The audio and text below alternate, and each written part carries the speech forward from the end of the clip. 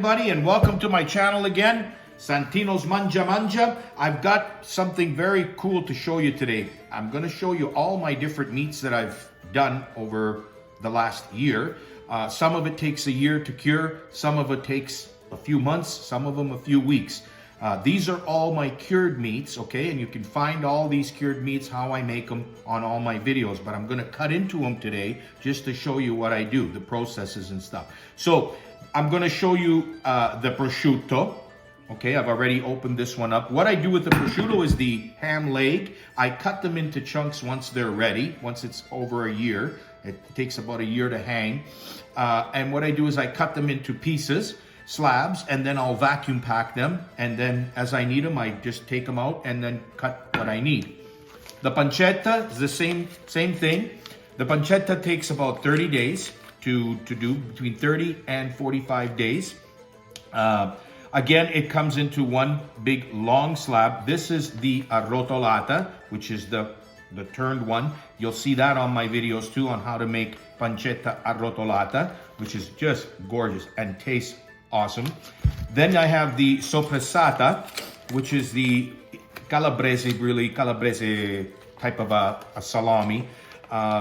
I'm gonna cut into that one. This one takes about 35 days to 40 days to cure, depending on how cool you have it and what kind of an airflow you have in your thing. This pancetta here is tessa, which is the pancetta that is just the one slab. It's not rolled. Like this one would be rolled, and this one is just the one slab. So the slab's about that big.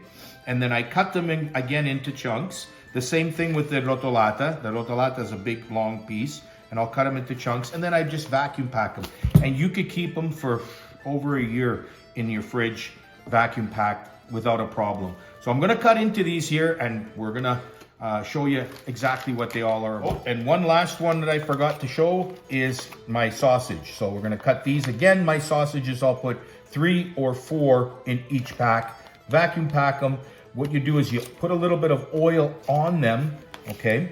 So you just rub a little bit of oil on them before you do vacuum pack them. I do that with my soppressata. I do that also with my sausage. And I find that I don't get any mold buildup or anything. Nothing builds up. It's just perfect, okay? So, ham leg, okay? You'll see it on my videos on how to make that.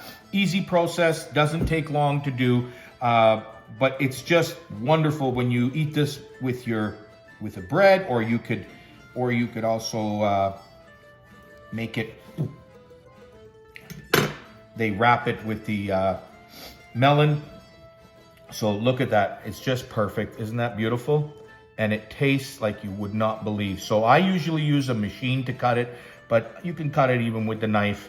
Cut them thin, okay? And you make yourself a panino, put a little bit of peppers and like your red peppers, or a little bit of cheese, your Parmesan cheese with this on top of the bread. It's just fantastic. Okay, so that is our prosciutto, okay? So next what I'm going to do is I'm going to cut open now my sausage. Again, the sausage, when I make my sausage, I make it either for frying. If it's frying, I'll let it hang for a few hours just to drip any water that it's got in it. And then I'll vacuum pack them again in 3s and that. But you can see is how the oil is still on there. Like I just put a little bit of that olive oil, I spread on them, and I don't get anything buildup of anything after that. And this has been sitting in my fridge for probably about 7-8 months now. So we cut it, and I'll show you the color. Look at that. Isn't that beautiful? And the taste is amazing. So if you want the recipe to this, make sure you look at my video on how to make sausage, Italian sausage. That's the one there. I make it spicy and I make it non-spicy, the dolce. Okay, so that's that one. The next one I'm gonna cut open is my soppressata, which is the Italian salami, actually calabrese. This is an old recipe that I did that my parents taught me. Again, I put a little bit of the oil, as you can see, all right? This is, again, takes about 45 days, sometimes 60 days, depending, but you'll see that don't want it too hard. You just want it that you could still be able to push down on it. But watch the color of this. This is just beautiful. And so you're going to press them. Don't forget that after you let them sit for a few days, hanging, about 4 or 5 days hanging, then I press them. I put weight on them. So usually I put planks, and then I put weight on top of them and let them sit with the weight on them for a couple of days so they come flat like that.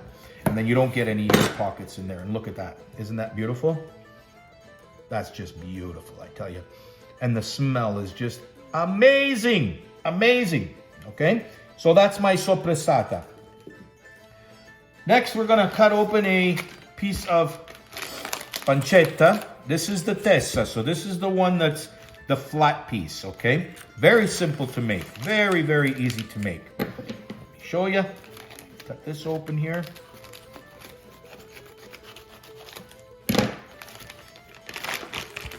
Okay, so I leave the skin on. Okay, so some people don't like the skin. You can skin it off, but I leave the skin on. When you're going to cut the pancetta, there's a lot of fat on it, so you got to keep in mind.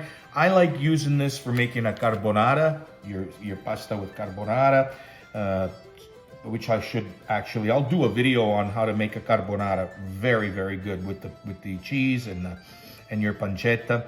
Now you can cut them. When I cut it, I don't like cutting them across. I like cutting them this way. So you'll cut it like that. Okay. I'm cutting it thick there, but you want to get nice thin pieces, and you'll get nice thin pieces. What it truly is like an Italian bacon, okay? And depending on how much fat you got, this is kind of like the end piece, so there's more fat on this piece, but usually you'll have it this kind of a texture, and it is just amazing. Again, look at my videos on how to make pancetta, and this is called pancetta tessa, all right? So that's that one. The last one I'm going to show you is the pancetta arrotolata. Arrotolata means turned, you know, like you turn it. So it's the same system that you're doing with the tessa, but you roll this one, okay? And I want to give you an idea what this one looks like. Look at that. That's what you get. It's absolutely beautiful, okay? So we'll cut a piece of this here. Again, the skin on this one I have taken off, okay? So this is pretty much the fat that's on the outside. The skin I've taken off. And this is what you get. And this one takes about, again, 30 days. And you can do this one in your fridge. So this, your pancetta, you can do in your fridge, okay? You can cure that all in your fridge. But have a look at that. Isn't that beautiful? Look at that. And the taste is amazing. Okay, so again, I want to thank you all for coming and checking out my newest video here. I hope that you can get into those videos, watch them closely. It's simple. It's not as hard as you think it is. It's not this whole process. Please don't start thinking, oh my God, I gotta do this, that. This is the old way of doing stuff. This is the real way, okay? This is how my grandparents, my parents in Italy, this is how they made their stuff. This is the real way. Make sure to please like and subscribe the videos. If there's any questions that you guys have, make sure you leave them in the comments below. I'm always answering them, and I'm more than happy to answer them for you. I hope you all have a great and wonderful day, and I hope to see you again all on the next ones. Like and subscribe, share it.